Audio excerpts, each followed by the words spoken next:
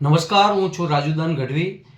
સુરેન્દ્રનગર મહાનગરપાલિકાનો જ્યારે દરજ્જો મળ્યો જાણીને ખુશી થઈ, પણ ઐતિહાસિક ગામ જે વઢવાણ છે, જે મહાસતી રાણક દેવીનું મંદિર છે, હવામહેલ છે, એવી અનેક હેરિટેજ ઇમારતો આ વઢવાણ શહેરમાં આવેલી છે. જ્યારે સૌ પ્રથમ નગરપાલિકા પણ વઢવાણ જ હતી. સુરેન્દ્રનગર બાદમાં અસ્તિત્વમાં આવ્યું છે. ત્યારે વઢવાણવાસીઓની ખાસ માંગ હતી કે વઢવાણ સુરેન્દ્રનગર નગરપાલિકાનો દરજ્જો આપવામાં આવે, એવું નામ આપવામાં આવે.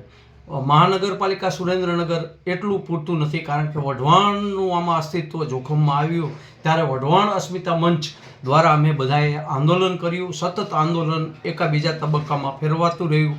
ત્યારે હવે જ્યારે પૂર્વ ધારાસભ્યો છે ભાજપના, એમે તમામે અમને સમર્થન આપ્યું, ગામે પણ સમર્થન આપ્યું અને જ્ઞાતિજનો તમામની એક બેઠક બોલાવવામાં આવી અને એમાં વઢવાણના આગેવાનો અને વઢવાણ પ્રેમીઓ હતા, એમે બધા જે હાજરી આપી અને આ માંગ વધુ પ્રબળ બની. ત્યારે આજે વઢવાણ વિસ્તારના ધારાસભ્ય છે જગદીશ મકવાણા, તેને મળવા જવાનું થયું અને તેમને પણ અમે અમારી માંગ પ્રબળ રજૂ કરી, કારણ કે અમે આ આંદોલન જુદા જુદા તબક્કામાં ચલાવવા માગીએ છીએ. જ્યાં સુધી નામકરણ કરવામાં, જ્યાં સુધી મહાનગરપાલિકા સુરેન્દ્રનગર છે એમાં વઢવાણનું નામ ઉમેરવામાં નહીં આવે, ત્યાં સુધી અમે આ લડત ચાલુ રાખવાના છીએ. અમારી મક્કમતા જોઈ અને અંતે ધારાસભ્યને ઝૂકવું પડ્યું અને અમને લેટર પણ દેખાડ્યું કે હું આ વઢવાણ વિસ્તારનો ધારાસભ્ય હોવાથી મેં પણ આ મુખ્યમંત્રીને આ માંગ કરી છે.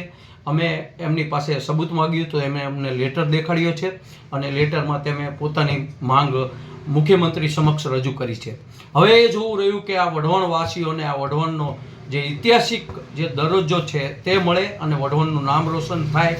એ માટે થઈને વઢવાણનું નામ મહાનગરપાલિકા સુરેન્દ્રનગરમાં ઉમેરવામાં આવે.